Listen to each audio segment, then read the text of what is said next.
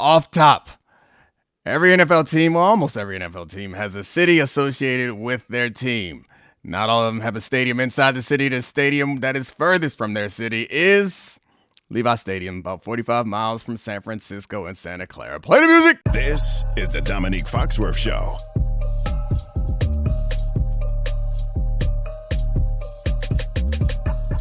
All right, welcome to the Domonique Foxworth Show. I'm Domonique Foxworth. That little off top might become interesting if we get to the Bears topic at the end. I was surprised. There are a lot more teams that stadium is far outside their city than I would have thought there were.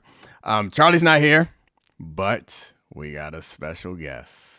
One of my favorite guests, the great Joel Anderson. What's up, buddy? Hey, man, look, bro, if I had known that we were supposed to wear our leopard print today, you should have told me. You know what I'm saying? You didn't tell me it was leopard print. Leopard print today. I don't think you got the leopard print. I don't.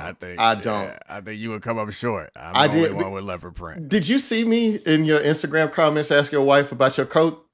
No, in the Super Bowl. I'm the worst at Instagram and Twitter and everything. Like I don't really post. I don't say anything. What were you a fan? Or No, were you not a Dominique. I was fan? like, yeah. I was like, what I got to do to get that coat? Where you getting that coat at, man? You know, I mean, Dominique can embarrass you. You come on a show and he be wearing his leopard print. I'm like, what kind of show is this gonna be today? You know It was a sexy show today. But you don't. Okay.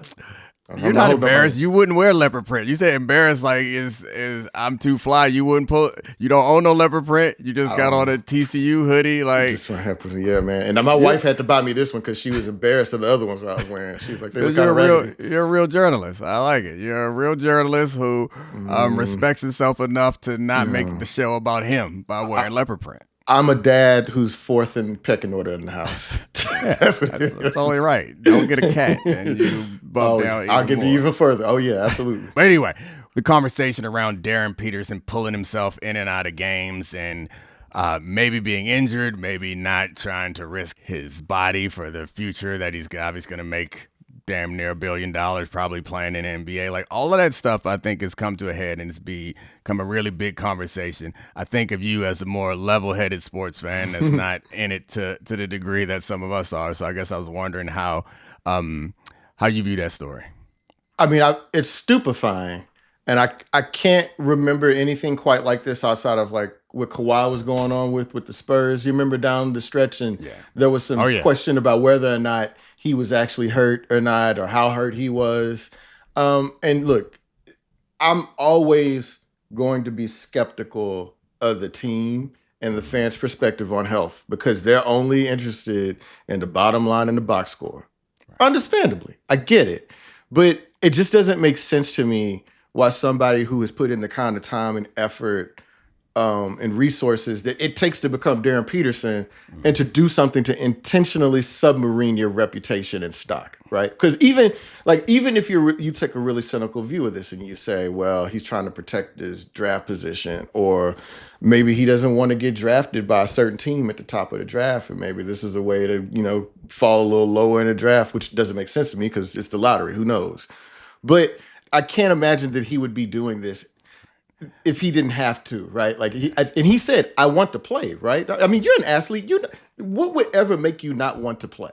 Yeah, I mean, I think that's what makes the story interesting because I think we have enough information on Darryn Peterson now, I think, to accept that he, in particular, wants to play and is dealing with some injuries. I know, there's been reports of people who, know him from high school and all that stuff. And you can look at the high school highlights and also look at the way he's playing this game. He's playing these current games for Kansas and recognize that he's not quite the same, or he's not playing with the same explosion. So, I think that's fair. But I think what it brought light to that I thought was interesting and we discussed is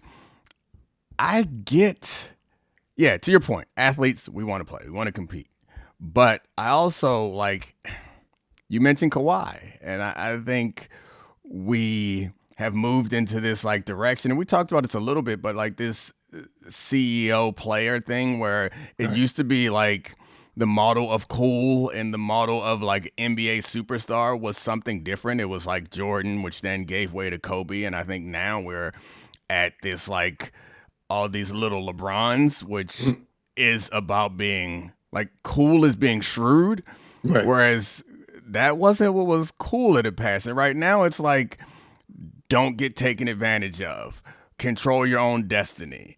Build your own team. Force the hand of the owners in the teams, which like that was unique. Yeah. It was kind of uncommon when LeBron was doing it, which made it cool. Then everybody kind of followed, and now we're at this like place where, again, it's not Darryn Peterson necessarily, but like we are at a place where I think athletes are much more shrewd and much more calculated about the things that they're going to do, the times that they're going to play, the places that they're going to be, the things that they're going to put up with. And the thing about the Darryn Peterson thing that I think ties it all together is what made it really weird was Bill Self, right?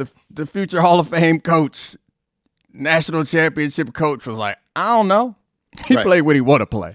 That's really telling, right? Because it's like, if ordinarily you defend the kid in that circumstance, you'd say, look, if he could play, he would be out here. If he could play more, but Bill Self is like getting everybody. He's making it clear. I don't know what the hell it is. Obviously, either I don't have the relationship with him, or he's being inscrutable in a way that he won't reveal what is going on. To me, that's like really telling and just really weird. Because why would Bill Self put himself out there like that if he didn't have to, right? And there's nothing to gain. I mean, honestly, like I feel like the incentive for me, if I were Bill Self, and maybe I just got more pride and am a little bit more egotistical than Bill Self, which I doubt, but like I wouldn't make it so clear that I'm not in control. Yeah, that's you know, like I'd be, but you have to imagine that these college coaches, and it happens so fast, have gotten to a point where they're so far removed from having the power that they once had that they don't even think that it's worth pretending. Oh yeah, it's a partnership now, yeah. Right? Like if you went to play for Bobby Knight or Mike Krzyzewski or Dean Smith, yeah, you played for them, and it was just like all the negotiating happened. John Thompson. The negotiating happened before you got on campus. Oh, that's right, John Thompson. Oh yeah, Nolan Richardson. I got to throw him out there too. You know what I'm saying? I appreciate it. John Chaney. Charlie's not here. That's right. We're gonna have to abide. Throw him out there, man. They did Nolan Richardson wrong in Arkansas, dog. Anyway, but yeah. So normally the negotiations happen before they got on campus, and it was like, hey, my way or the highway. And now it's an evolving partnership, right? With Darryn, it's like, well, look. I mean, I've never seen anything like I bumped my coach. Get me out, man. Get me out. Like, really? To me, and you tell me, if it were me, and obviously I would, if I were Darryn Peterson, I'd be going crazy, but I would just not play. Right. Because I don't think it's going to affect his reputation in any real way. He would still be the top guy in draft or whatever. But this is like the worst of both worlds, because it's like, we know you can play well, but you can't play, and it's like a bunch of different excuses. Like, it's like, well, I was sick this time, but this other time it was cramps. You know what I mean? Even if we are to accept all that stuff, and again, I think that the Darryn Peterson is just a way for us to get into what I think is the broader conversation, and like how this has become a bit. And I think what's most difficult about having this conversation for me is being able to acknowledge that there are parts of this new sports ecosystem that I don't like. Okay, all right. Ready to be old-fashioned, Dominic? Yeah, okay, all right. I think at this age, I'm like dead middle in the middle of middle age at 42, where I feel like I can see that the old people ain't stupid. And like when you're in your 20s, you think like the old people are stupid. Like for now, it feels like not just for this conversation, but when I was reading the Jesse Jackson piece that you wrote, that everyone should check out. Joe writes for The Ringer. He's a host of 2 podcasts there, The Press Box with Brian Curtis and Ringer Tailgate with Tate Frazier, Van Lathan, and our boy Billy Gill. Yeah, but I was thinking about this as I was reading the Jesse Jackson piece that you wrote about how what Jesse became and what became of the people who came after Jesse. And like those people grew up in the world that Jesse and other people helped create. Yeah. Which led them to be very different from him. And he also like late in life, like would have, or later in his professional life, paired up with people and compromised in a way that I think a 20-year-old Jesse would have thought was ridiculous. Yeah, he was like, "You selling out, bro? Why you linking up with the Clintons?" Yeah, exactly. And that's what I feel like now, where it's like, for like from the time I was 16 till like 20s, I was obviously, I still am very pro player, but like, no, pay them. Let's be honest about it. The players can move. They should be able to move. The hardest thing to do is to say that we've gotten to a more equitable, just place where someone like Darryn Peterson is as valuable or more valuable than Bill Self and should be able to do this. But I have to also acknowledge, I don't really like it as much. Okay. Well, the thing that I will say to that is that don't blame the young person. Blame the old folks around him. Yeah. Because that's why I think it's like where you got an OG or a dad, whatever. Like there's somebody around you be like, hey, man, this ain't the way to handle it, right? And it would actually sort of flip things for me is I saw his comment about how he's an antisocial loner. Yeah. And first of all, my heart goes out to him because I'm like, oh, man, I wonder, if there's anything going on beneath the surface there that we just can't touch right now. But also it's just like, man, I just wonder if he's getting the support and guidance that he needs in a really tough moment. Because this should be one of the best years of his life. He's a millionaire on a college campus. It's like nobody, nuts, yeah, right. Like nobody has any expectation. Like, you know what I mean? Like this isn't, his legacy isn't being, determined in that stuff. Like when people start hating you in the NBA because you ain't won a championship, it's all in front of him right now, and he doesn't look happy, and that's like really worrisome. His dad, and one of the things I read, his dad had a pretty good quote, which like was encouraging, where he was just talking about all this attention that's surrounding Darryn Peterson right now that isn't all that positive, like as far as even people asking or questioning his basketball character based on how this was happening. And his father had a quote that said that we don't pray for rain and complain about mud, which is like, yeah, it's like, I get that point, that's but right. You could bring an umbrella. That's right. Yeah. Like you knew it was going to rain. You knew the I assume, and maybe he doesn't, but I assume that you knew the reaction that you were going to get when this happened. You could have told your coach like this will get, or you could have protected yourself. And I think that's to the point I was making about like the LeBron photocopies is like, that's one thing that we do know about LeBron is he's incredibly aware of the media reaction, and he gives us stuff to chew on. He's prepared for whatever. And it's this idea that Darryn Peterson is already a business. And I do think this trickles all the way down to, I just got back from a flag football tournament in Orlando with my son. And you see how it's funny. My son got a pick and like had to dive to catch it. And he got up and started running like he was going to score. And it just made me laugh because I was thinking like, you played tackle before, but you never played in a league where you get up and carry it. But it's just like the imitation, the way that it's like, we are just going to imitate, and it happens for all of us. And I think we have a league now with a bunch of players that are doing some performance of LeBron / Kobe / something, and it's a bad photocopy of it all that trickles all the way down to the bottom. But these kids, at least at the flag football, not nearly as calculated, which is fun. Yeah, right. The boys love it. Papa, they ready. Man, that sounds like a lot of fun, man. That kind of make me want to, you know what I'm saying? It was my boy down there. It was definitely a good time. They start really young, so get them in there. It's a lot of fun. It's a fun. It's in Orlando too. We went the whole family last year, but this year just me and my son. We had to when we weren't doing flag football, we was catching up on algebra because man went on spring break a little early. Oh damn. Okay, see, man, I was about to say, man, look, I have no desire to help my kid with math. Hopefully, I'll pay somebody to do that for me, but.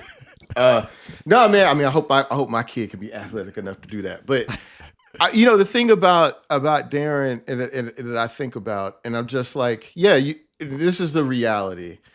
And I'm going to talk about is Black History Month, and because KD talked about it a little bit about the perception of the athletes, and that like there's always just kind of going to be a distance between basketball players and basketball fans and the people they depend on to root for them, support them, and all that stuff. And there's a lot of reasons for that, but some of it is race based.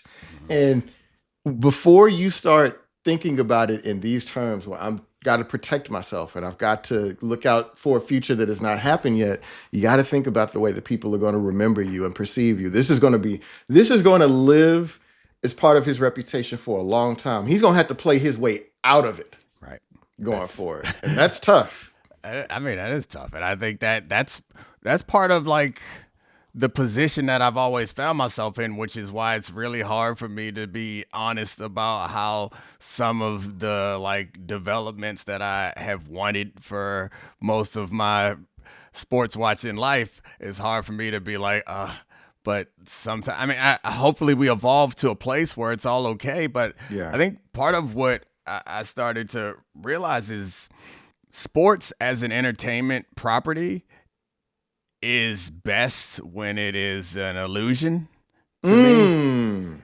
And we, to some degree, as we cover it more and more, like on Get Up this morning, I'm talking about franchise tags.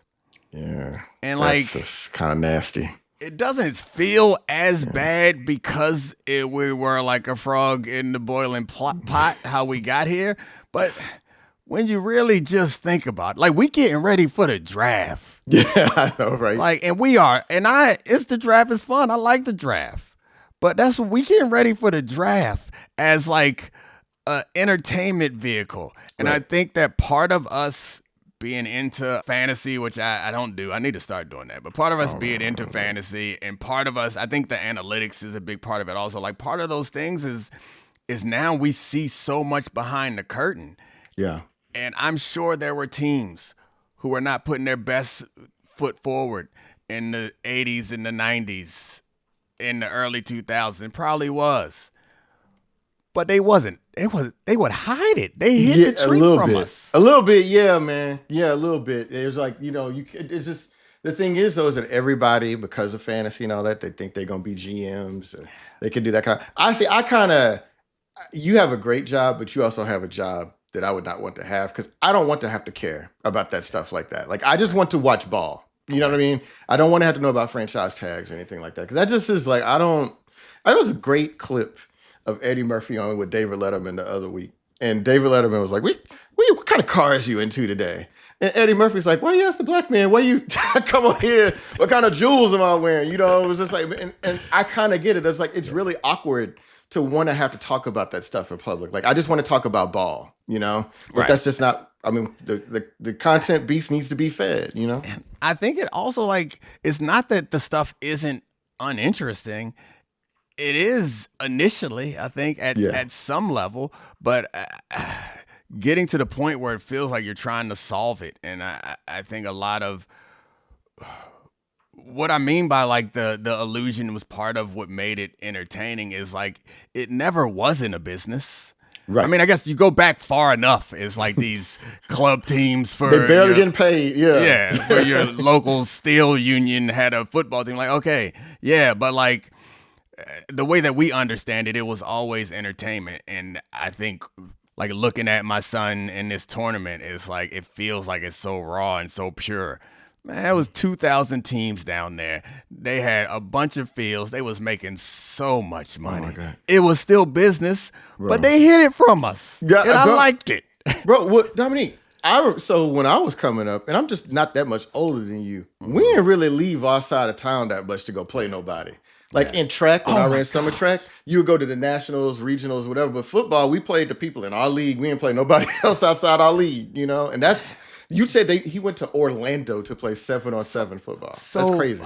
Last year, we were late with like all of our kids in this stuff because like I know that is much of it is kind of nonsense. Right. But last year was the year that we went all in on track and flag football for my oldest and the middle one. And my daughter was in the 8th grade and took 3 track trips that year. Wow. And my son took 3 flag football trips that year. And to your point, like when I was growing up, we played the teams. I played Pop Warner football.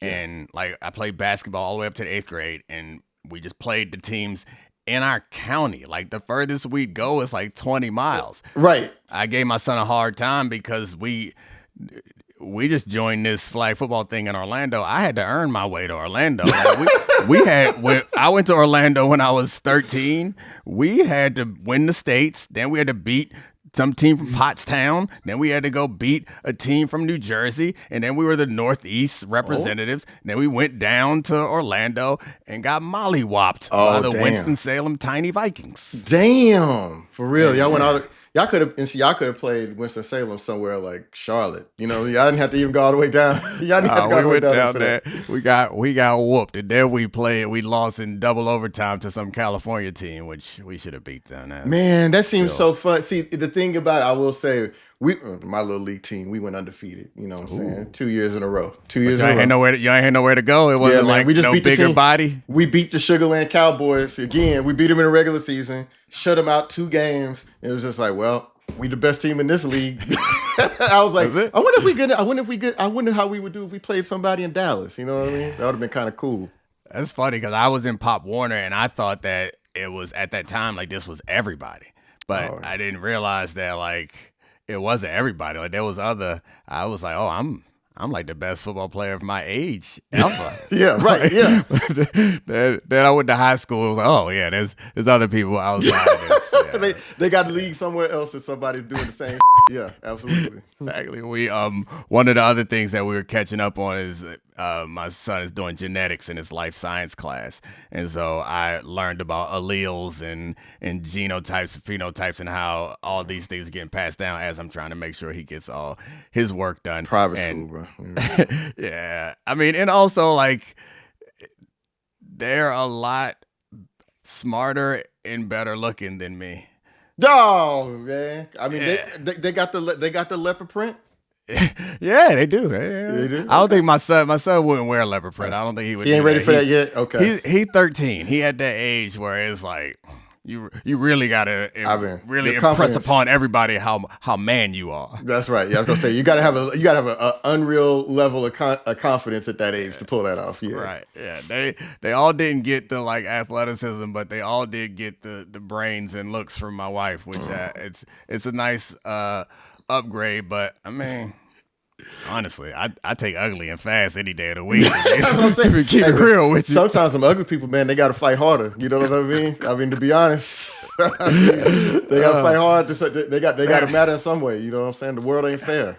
One of the shows we did recently, I had a big diatribe about the fact that we have allowed this to happen. And it's a little bit connected to some of the thoughts that I had on this show today, but it's just like how there's no one's ashamed of anything anymore. In sports. We're a post-shame society, which is like it's tough because we talk about it as it relates to politics and other things, but we don't talk about it as it relates to sports. And I think it's important to realize that we're not post-shame because the players are post-shame. We're post-shame because we stopped making people be ashamed of doing shameful like losing on purpose, which I will never get behind that. You should be ashamed of yourself. It's so whack, man. I mean, that's the thing, because you're asking people to go spend their heart. I mean, people, you can find out how much it costs to go watch any game, anywhere, professional game. And I don't know about you. I saw maybe 5 Rockets games before I was 18 years old. You know what I mean? And I remember the one time I went and Magic Johnson wasn't playing for the Lakers, man. And I was so mad. But you know what ended up happening? That was one of the games before November 7th, 1991. And he was sick. They would say, oh, Magic is sick, whatever. He's not going to play or whatever. But I think Michael Jordan said something along these lines. It's like, I never know this is going to be somebody's first or last game or whatever. And it really matters. And so for me to spend my hard-earned money and I get to the game and I find out Kevin Durant out, he's sitting out, I could understand why fans would be really pissed about that. I would be pissed. Yeah, I mean, I think Magic gets a pass. He gets a pass for that one. He does. At the time, you didn't know. I didn't know. And I've heard that Michael Jordan quote before. That's a damn lie. I don't believe that for a second, Mike. You wasn't doing it for no kids. You're doing it because you're a competitive sociopath, which is why. Well, and the other thing about Michael Jordan too, that is a lie or part of the myth, is like how many times have we heard stories about Michael was kind of cruising through 3 quarters and then somebody said something to him, and all of a sudden he turned up. You know, you weren't playing hard all the time. The Michael Jordan reminded me like how we kind of, I mean, obviously I wasn't introduced to Michael this way, but the introduction of Michael Jordan to the national scene was like the big shot against Georgetown. Yeah. And it seems like Darryn Peterson has been introduced to most of the sports world through this controversy. Yeah. But it does make the tournament, or what he does in the tournament, like I'm a lot more interested in it than I would have been before, right? We're gonna be tuning in to see what's gonna happen, because that's an ongoing. It's unfortunate for him, but now the spotlight's on you, bro. You know, we're gonna know. Are you gonna take yourself out with cramps or whatever in a Sweet 16 game? I mean, I hope he holds up. I hope. If they lose, it's because he gave his effort and the other team was better, and not because something else happened. You know what I mean? Right. I mean, and then if it goes left, then we all gonna feel stupid because we like go out there and give it your all, like right. But because I mean, I guess the fact of the matter is where we are with modern medicine, and as talented as he is, whatever would happen, he'd probably come back from, but nobody would feel good about it. Like this ain't. Oh yeah, right. Well, I mean, remember, again, they guilted Kevin Durant into playing in the finals that year, right? I remember. Like he didn't want it. Like it was just like people were questioning his, commitment to the team and all that, and he go right out there and blow his Achilles, man. It's just so that I want people to protect themselves, but also I get why people are having questions about the young man. I mean, it's nice to be able to like hold two seemingly contradictory positions. Yeah, like it's a cool feeling that I just started doing. Like that's what being middle aged. Welcome to middle age. Yeah, it's nice. It's nice over here. I don't gotta like. There was first when I didn't realize that I disagree with myself. And then I started to realize that there were things, and now I wouldn't admit it. I'm now at the point where I feel like I can wear leopard sweatshirts and also admit when there are two things or there's something that I believe passionately has some knock-on effects that I hate. Hey, look, man, look. That's the thing. The thing is when you get past caring about being cool, the world really opens up for you, man. You know what I'm saying? It just really don't matter no more. You know what I'm saying? The cool part is how you can conduct yourself in the world. Something I hope to pass on to my kids. Like, hey, man, don't worry about this. Just have your own focus. And that's what if I was Darren's daddy, I was like, look, man, do what's best for you. You know what I'm saying? And look, I'll just be prepared to live with it. Yeah. And your kids not gonna listen, man. They're gonna have to go through it just like you. But I appreciate I already know. Maybe they'll come around sooner than either of us could have. But speaking of cool, what would have been cool is if Travis Hunter could have played both sides of the ball. That the thing about that story, so now it's been kind of reported, or not reported, the Jaguars have said that they're going to make him a full-time cornerback and just do like a little bit of moonlighting, which is what people like advised from the beginning. I was on the other side from the beginning, and I still stay over there. Not because you disagree, obviously. No, not at all. I'm on the same page with you on this. Yeah. Okay, good. We alone. I mean, you're the big college football guy, so you saw how close, how good he was on both sides in college. And I understood all the arguments for why you need to specialize. But I guess this goes back to like sports as entertainment. I like cool I like new I like different stuff. I like things we've never seen before. And like Travis Hunter had the ability to do that. And one of the things about the like hyper kind of conservative mindset of football is people are going to overlearn their lesson from this. Yeah. And it's going to be 25 years before anybody ever tries it again. And Travis Hunter, they're not going to let him try it again, despite the fact that it's possible. And maybe it wouldn't work out for him. But it goes back to the conversation we're having about optimization. Of course, there is, if you trade up and draft a guy, there appears to be a right way to go about it. But why not shoot the moon? And I'm happy they tried it. I hope they try it again at some point. Do you think that this was one of those, we can show you better than we can tell you?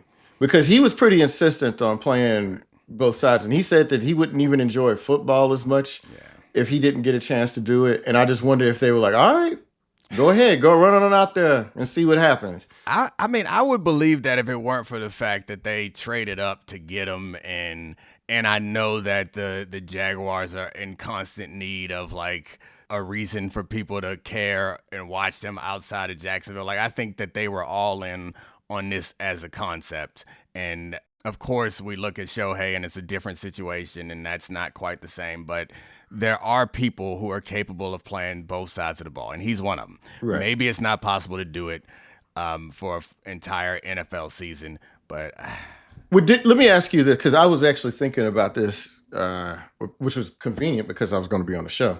Did you look at Travis Hunter and think that he was a better athlete than Charles Woodson? No. Right. And I was just like, Charles Woodson couldn't do it. Yeah. You know, it never occurred to me that Charles Woodson would try to do the internet receiving in the league. Yeah. And Champ Bailey too, who is Champ Bailey was cold. There's a cold receivers, you know. Yeah, a number of players who I think were capable of doing it, but I think this like speaks to the more conservative like nature of football, and like we're very militaristic and like this is what you do, this is what you don't do. And the funny thing is we're moving, while it's not as much switching sides of the ball, but we're moving to more positionless on your side of the ball. Like I can't tell a difference between a safety, a linebacker, and a nickel in the NFL at this point. Like they're like merging into one position, and the same thing with like a off the ball linebacker and like a rush in. Like you see, the best players are the guys who who aren't hyper specialized, who can't be like personneled off the field. And I don't know. I think one thing that is hard for me to balance is like, I think my instinct is a lot of our instinct is to come off sounding smart. And when you talk about this sport for a living, you want to sound smart about it, which sometimes smart is the opposite of like fun. Right. Yeah. Right. You know, and like it goes back to the point that we were talking about Darryn Peterson and I think Travis Hunter is like the smart thing to do. And when you're talking about Travis Hunter, the smart strategy, focus on one thing, get it right, 5 or 6 plays a game on offense, work. Like, that's the smart thing. That ain't fun. No, it's not. Well, and I can also kind of understand from his perspective. Right. He's always been on the field, man. I guess it's probably the similar thing to like when you go on to college and it's like, I had a friend who played at Wake Forest and he played football, but he wanted to play basketball too. So they let him walk onto the basketball team, let him be a member of the basketball team. And it was just like, man, you're not going to play basketball, dog. You're not going to be a basketball, but it's like, all right, man, give it a shot, see what happens. Find out it's not worth it. Now go commit yourself to being a linebacker in college. And so I feel like that's it. And it's like, I wonder if Travis would have been able to accept a diminished role had he not seen how as difficult it is in the league, man. You ain't playing against BYU, bro. You know what I mean? I mean, Dion played 2 sports. Bo did it. Yeah. Peppers was doing 2 sports in college. Like it is.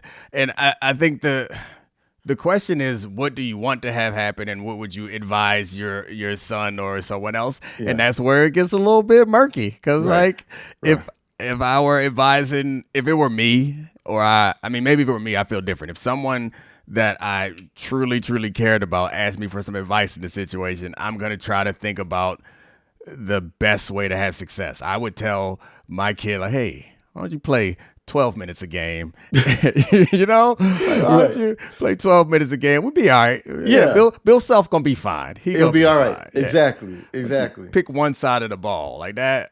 But the thing is, I mean, man, because you mentioned Dion, his OG, and he's seen Dion, you know, I assume he probably went back and looked on YouTube and saw, you know, the season that Dion got to play receiver for the Cowboys. And he's like, and Dion's like, man, I bet you could do that too.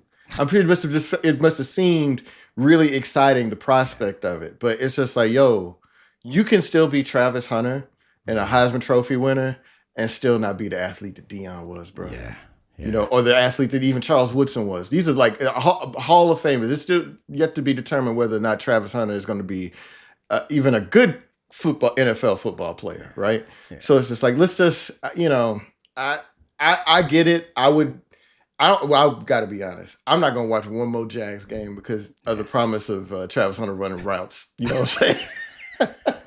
I'm not gonna watch one more minute of Jags football just because of that.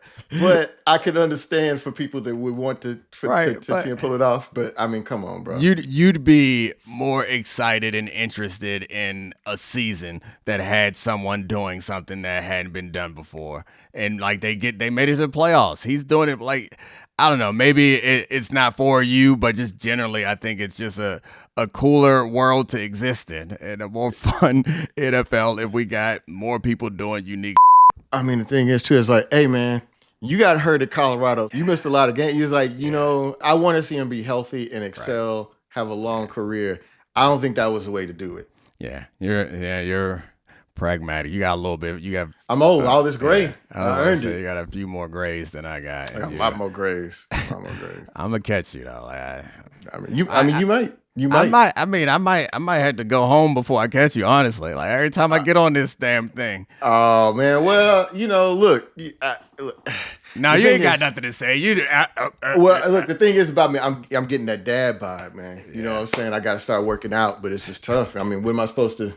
People be like, man, your friend Bomani, man. When it's like, wouldn't hurt if you mixed in a salad or something like that. And I was like, hey, man, hey, dog, come here and help then. But Marty has the opposite. I used to have that where it's like no matter what you eat, you can't gain weight. That started to change for me. But Marty has that privilege, and it's very much he hit you with the pull yourself up by your bootstraps. Despite the fact that he was born on third base as it pertains to staying slim. But I mean, bro, look, man, I don't know what Bomani weighs, but I was like, bro, I mean, I haven't weighed under 200 pounds since 1997. Okay.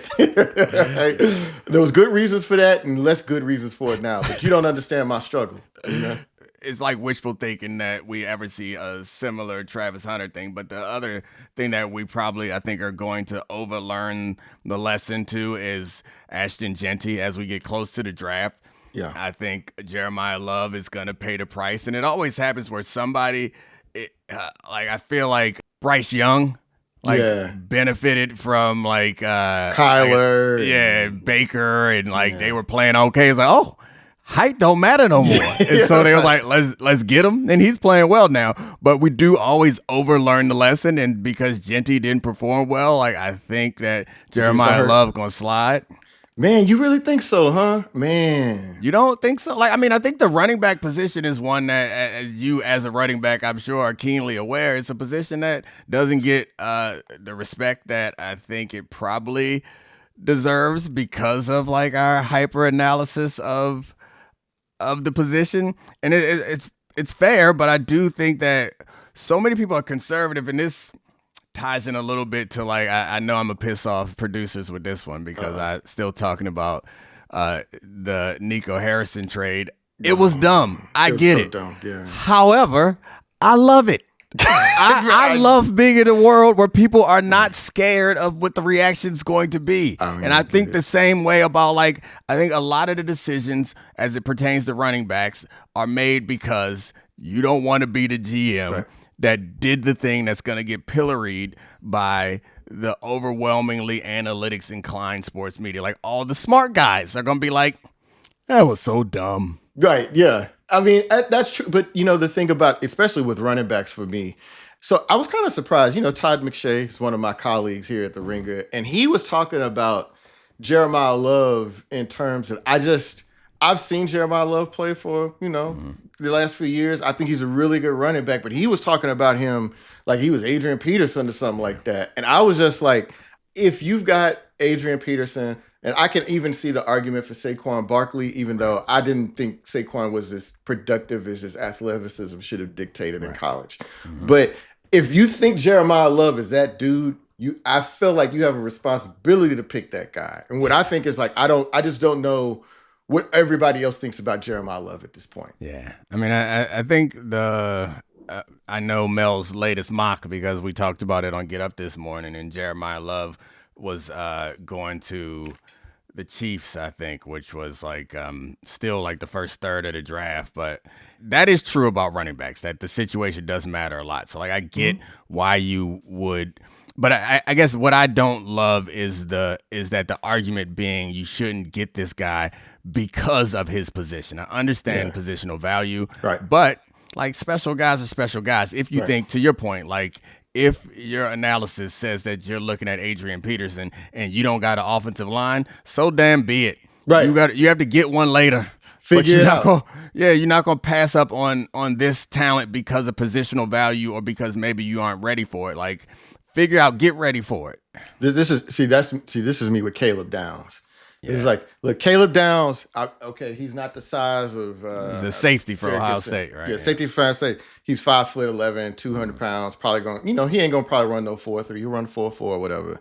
Yeah. Hey man, that dude's special. Every time I watch him in a game, he pop off the screen. He almost had an interception when he was at Alabama against Michigan against J.J. McCarthy. I wish people watch it because I know you're gonna be doing your tape breakdowns. Yeah. Please watch it. It was one of the most incredible. It was like a Sean Taylor-esque play on the ball. It was incredible. It was like a series of plays, though, right? I feel like I watched this last offseason, maybe, because it was like he had like 2 plays or 3 plays back to back in that game that were insane. It was crazy. And I was like, oh yeah, shut it down. Like, if he didn't want to play no more, he ain't had nothing else to prove, it would have been fine with me. Because I'm just like, so I feel that way about Caleb Downs. I don't know if I feel that way about Jerimiyah Love. But to your point, I agree. I don't like when people are scared. If you think a guy is great, go get it. And Jerimiyah Love, I think what is exciting about him is the big play, explosive play potential. I think we're starting to properly value the explosive play. I think we kind of underappreciated that, how important it was. And we saw how the Eagles a season ago, like, particularly the explosive running play is hugely valuable because it's not as high risk as a deep pass, but you get 4 yards or you might get 40. Really? I think that's what's exciting about Jerimiyah Love is put him in the right situation. Where you do have some protection and you have a quarterback that can threaten down the field, that Jerimiyah Love is going to give you some 20, 30, 40-yard runs, which, again, is situational dependent, but it'll be fun. Oh, you're a defensive. You know how much it scares you if he's like, hey, man, if we miss a tackle, this is going to our whole day up, man. You know what I'm saying? Yeah. To be honest with you, I'm going to need y'all to handle that before that get to me. Right, I don't want to be. That ain't none of my concern up there. I got to run with this dude over here who running 4.3 and is 6'3". Like, you can handle that dude up there.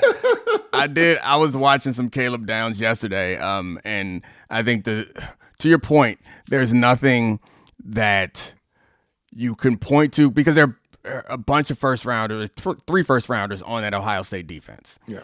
And for those other guys, you can point to something physical that's like, wow. Wait, Arvell, is it Caden and Sonny? Yeah. Which one, Caden or Sonny, you got in the first I was thinking Sonny. You think? Okay, Sonny Styles. Yeah, well, I wasn't sure what people thought of Caden McDonald, but they were talking him up before the Indiana game. He'll probably get in there too, but I was thinking Arvell and Sonny for sure. And they probably end up going higher than Caleb. I would guess, just because of how much we value those like measurables and like that jump off the page ability. But I think what is impressive about Caleb, he's not super tall like you mentioned, and he's not super fast or super big or any of that stuff. Is the versatility is there, but I think it's the intelligence, right? Yeah, man. It's when someone is not that fast and not that quick, but is at every play first, everything, and is talking to the whole defense, like it's. Is that not Ed Reed? You know what I mean? I've heard that comp, and I get why people would make that comp, but Ed was different. Like, Ed was a playmaker in a different way, where he was going to get you the ball. Right, that's right. I don't think Caleb is that type of guy, and Ed will tackle. He's not going to miss tackles, but he was not as, like, in the box. Like, you see Caleb blitzing and throwing a running back 5 yards. Yeah. Ed was going to shake you. And Ed was going to, like, he was going to use that bow-legged. They both bow-legged. He's going to use that bow-legged cut to get skinny through the hole. And, like, it's a different type of player. Like, Ed, I think, is probably underrated for his ability. He didn't play a ton of man because he's so good deep middle, but underrated in his ability to play man. I don't know that Caleb Downs, I feel great about him in man coverage against the slot. Like, against the tight end, it's one thing. He may not have the height necessarily to contend with some of the tight ends, but he's going to get to that play because he's so smart. He's going to be at the ball. The problem is the comps that come to mind are people who he doesn't have the physical traits with. It's like Nick Emmanwori and Kyle Hamilton. I think he's going to play those style, but he's not as big as either of those guys. But I'm trying to remember, was Minkah how big is Minkah Fitzpatrick? Yeah, that's about the same size. That's probably more accurate. Yeah. Okay. Well, the reason I say that is because I was watching. What's the one with Terry and Arnold and Patrick Sutton? They got their little cornerbacks. Yeah. And they were talking about how much Nick Saban loved Caleb Downs when he came as a freshman. Mm-hmm. You know, and I just like that. To me, that says something. That's where I was like, oh, okay, I got it. Because DBs are Nick Saban. That is his love. That's his love language right there. Yeah, so. And you hear about how Caleb Downs took control of the defense. And an underrated thing about having a safety is, as you know, the safeties are we give the middle linebackers in many cases the green dot to tell a team to play, but the safeties are often the guys who are communicating the shifts and changes and audibles and all those things. And the idea that you can eliminate mistakes, so many big plays come from blown coverages. You can eliminate mistakes because you have someone back there who is never confused and has watched the film to the point where he can call plays. You watch him calling plays out in college, and that's, of course, he's not going to duplicate it exactly to NFL, but that's a level of leadership and instinct that I think is hard to come by.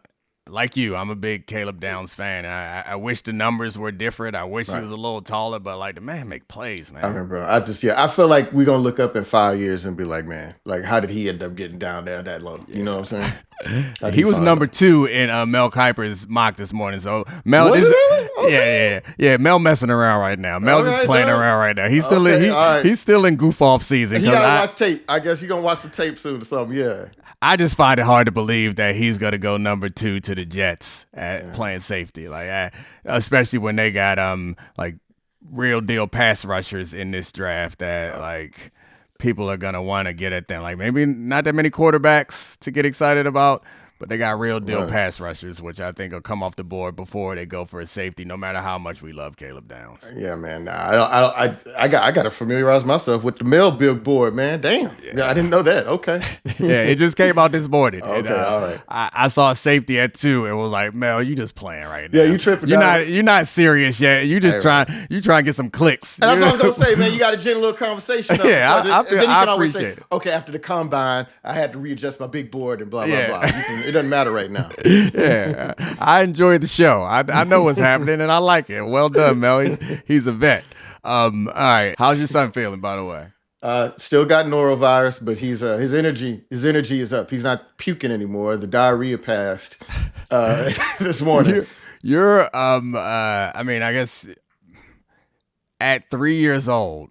Mm-hmm. And you're also older and more mature than most people, but even though you're an athlete, I was wondering, I know as an athlete, as soon as my kids were born, I had my eyes peeled for some physical outlying abilities. So are you even aware of that? Or are you too mature? And because at this point, I feel like if I had a kid now, I wouldn't pay it no damn mind.